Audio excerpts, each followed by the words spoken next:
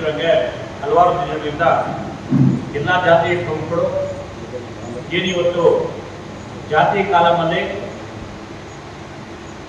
Missionaries ಏನು Christian ಮಿಷನರೀಸ್ನ ಓಲೈಸಕ್ಕೋ ಅಥವಾ ನೇರವಾಗಿ ಸೋನಿಯಾ ಗಾಂಧಿ ರಾಹುಲ್ ಗಾಂಧಿನ ಓಲೈಸಕ್ಕೋ ಮಾನ್ಯ ಸಿದ್ದರಾಮಯ್ಯನವರು ಕನ್ವರ್ಟ್ ಆಗಿರುವಂತ ಎಲ್ಲ ಜಾತಿಗಳನ್ನ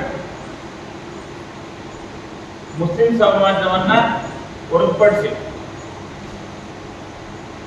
ಏನಿವತ್ತು ಜಾತಿ ಸಮೀಕ್ಷೆಯಲ್ಲಿ 140 ಜಾತಿಗಳು ಇದ್ದು ಅದರಲ್ಲಿ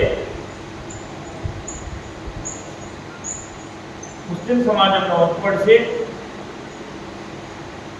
ಒಕ್ಕಲಿಗ ಕ್ರಿಶ್ಚಿಯನ್ನು, ದಲಿತ ಕ್ರಿಶ್ಚಿಯನ್ನು, ಕುರುಬ Christian, Balijiga Christian, Valmiki Christian, Veerashaiva Christian,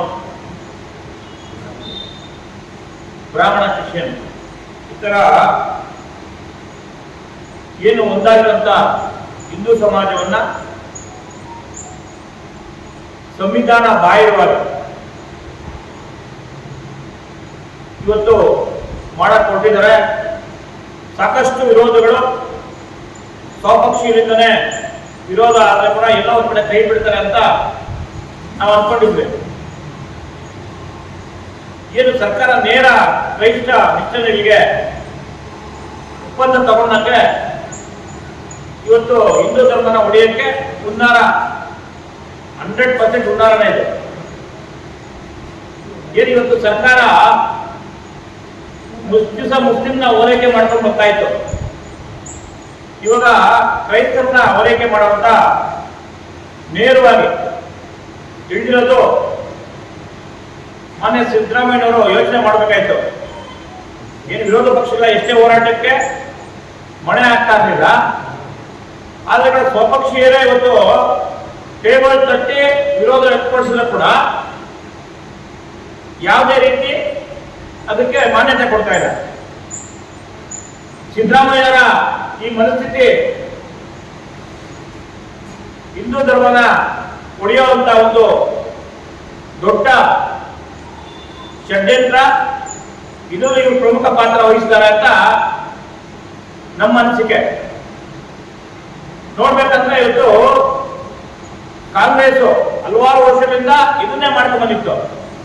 ಆ ಒಂದು ಕಾಂಗ್ರೆಸ್ ಮಾಡೋ ಒಂದು ನೇತೃತ್ವವನ್ನ ಇವತ್ತು ಬ್ಯಾಕ್ ಡೋರ್ ಅಲ್ಲಿ ಸೋನಿಯಾ ಗಾಂಧಿ ರಾಹುಲ್ ಗಾಂಧಿ ಇದ್ರೆ ಮುಂದಾಳತ್ವದಲ್ಲಿ ಸಿದ್ದರಾಮಯ್ಯ ಇದ್ದಾರೆ ಅಂತ ಅನ್ಕೊಳ್ತೀನಿ. ಇವತ್ತು ಯಾರೋ ಇವತ್ತು ಒಪ್ಕೊಂತಾ ಇಲ್ಲ ಇದನ್ನ.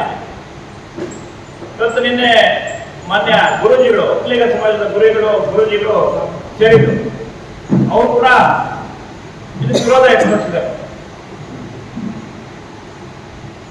ಮತ್ತೆ ವೀರಶೈವರು ಸೇರಿದ್ರು, ಅವರು ಇದಕ್ಕೆ ವಿರೋಧ ವ್ಯಕ್ತಪಡಿಸಿದ್ದಾರೆ. ಹಾಗೆಯೇ ಮಹಾಸಂಸ್ಥಾದ ಗುರುಗಳು ಕೂಡ ಇದು ದ್ರೋಹದ ಕೆಲಸ, ಇದು ಮಾಡಬಾರ್ದು, ಮತ್ತೆ ಇನ್ಯಾರು ಮಾತು ಕೇಳ್ತಾ ಇದ್ದಾರೆ ಅಂತ ನೀವೇ ಅರ್ಥ ಮಾಡ್ಕೊಬೇಕಾಗ್ತದೆ. ಇಷ್ಟು ವಿರೋಧ ಆಗಿರುವಂತದ್ದು ಇನ್ನು ಕ್ರಿಶ್ಚಿಯಾನಿಟಿನ ಟೆಂಡರ್ ತಗೊಂಡು ಬೆಳೆಸಕ್ ಕೊಟ್ಟಿದ್ದಾರೆ ಸಿದ್ದರಾಮಯ್ಯನವರು.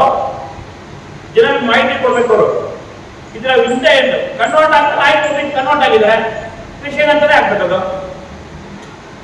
ನೀವು ಇದು ಸಂವಿಧಾನದಲ್ಲಿ ಅದಕ್ಕೆ ಒಂದು ಇದಿದೆ, ಕನ್ವರ್ಟ್ ಆಗಿದ್ದಾರೆ, ಕನ್ವರ್ಟ್ ಕ್ರಿಶ್ಚಿಯನ್.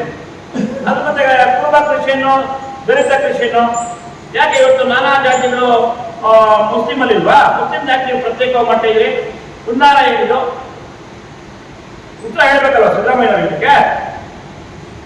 ಯಾಕೆ ಇದ್ರ ಬಗ್ಗೆ ಚರ್ಚೆ ಮಾಡ್ಬೇಕು. ನಿನ್ನೆ ಸಂಜೆ ಹೇಳ್ತಾರೆ ಕೈ ಬಿಟ್ಟಿದ್ದೀರಿ, ಮುಂದೆ ಯೋಚನೆ ಮಾಡ್ತೀರಿ ಅಂತಾರೆ.